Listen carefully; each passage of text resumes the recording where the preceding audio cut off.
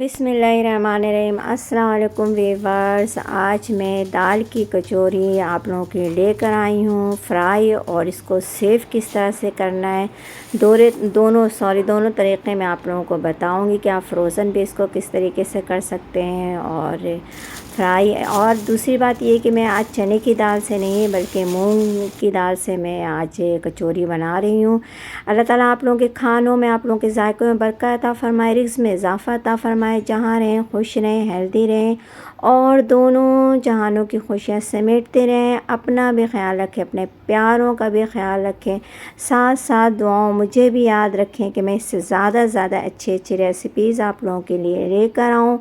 और इंशाल्लाह ये रेसिपी भी आप लोगों को पहले रेसिपीज़ की तरह बहुत ज़्यादा पसंद आएंगी। और अगर चैनल पे नए हैं तो इसे सब्सक्राइब कर दें। कमेंट्स बॉक्स में अपने कीमती राय का इजहार करें। इस नेक दुआओं के साथ रेसिपी शुरू करने से पहले लाइक, सब्सक्राइब और शेयर करना नहीं भूलें प्लीज़। बिस्मिल्लाहिर्रहमानिर्रहीम। मैंने दाल को कुटी मिर्च और साबित मिर्च और काली मिर्चें डाल के बॉयल कर लिया और इसके पानी को इस तरह से छान लिया है।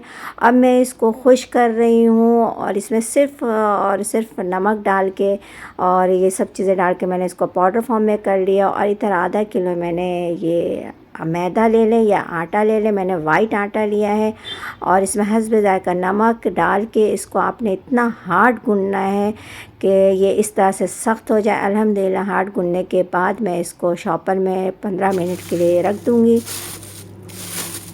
अल्हम्दुलिल्लाह 15 मिनट हो गए हैं। अब जितना मुझे सॉफ़्ट करना था देखिए उसी हिसाब से सॉफ़्ट हो गया है।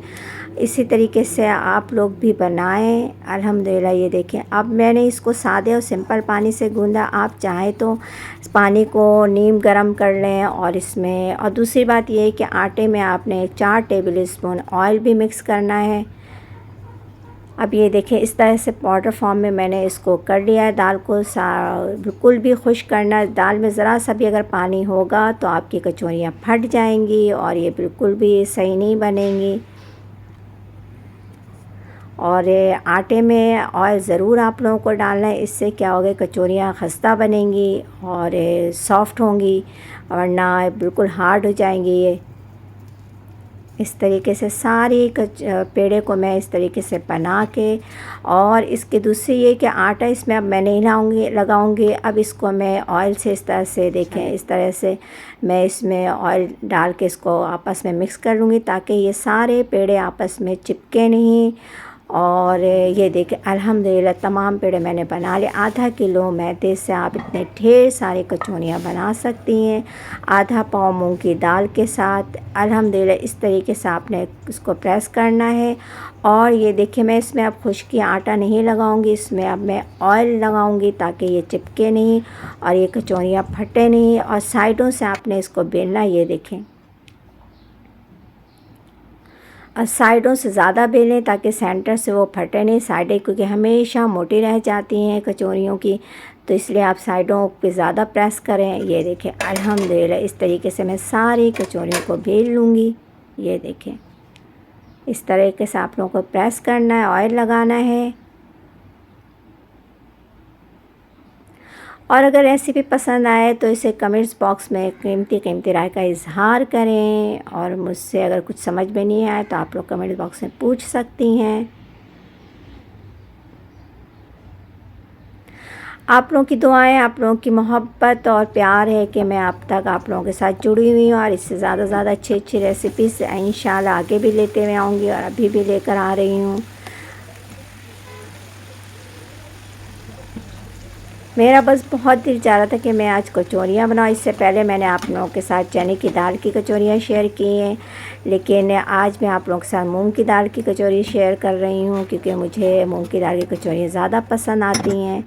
तो आप दोनों दाल से बना सकते हैं। अल्हम्दुलिल्लाह इस तरीके से आप डालें। और दूसरी ये कि तेल बिल्कुल गर्म होना चाहिए। अगर आहिस्ता तेल में आप करेंगी तो कचौरियों में तेल भी रह जाता है। दूसरी ये कि कचौरियाँ हार्ड हो जाती हैं। इस तरीके से तेज़ आंच में आप लोगों को गर्म तेल में आप लोगों को फ्राई करना है। अल्हम्दुलिल्लाह ये देखें,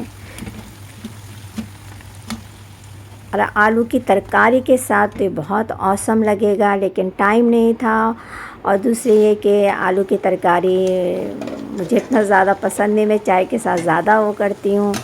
तो इसलिए मैंने इसको, लेकिन बनाने के बाद मुझे बहुत मतलब सुनना पड़ा कि यार तुमने आलू की कचौरियाँ वो सॉरी तरकारी क्यों नहीं बनाई, क्योंकि मैंने अपनी पूरी फैमिली के लिए कचौरियाँ बनाई थी।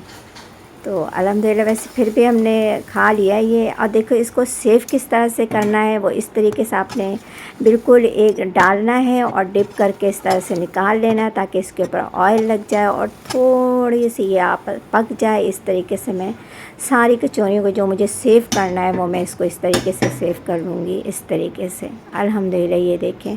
अब ये है कि इसको फ्रोज़न करने पे ये कि आपस में कचौरियाँ चिपकेंगी नहीं और ना ख़राब भी नहीं हुई। अक्सर ये होता है फ्रोज़न चीज़ें जो आटे की होती हैं वो बाद में फटना शुरू हो जाती हैं या फिर या चिपक जाती हैं। तो इस तरीके से आप थोड़ा सा इसको फ्राई करके इस तरह से निकाल लेंगी और जब तक चाहें आप इसको फ्रीज़ कर सकती हैं और जब दिल चाहे तो आप इसको निकालें, थोड़ी देर बाहर रखें ताकि ये आपस से चिपके नहीं, निकल आए आसानी से।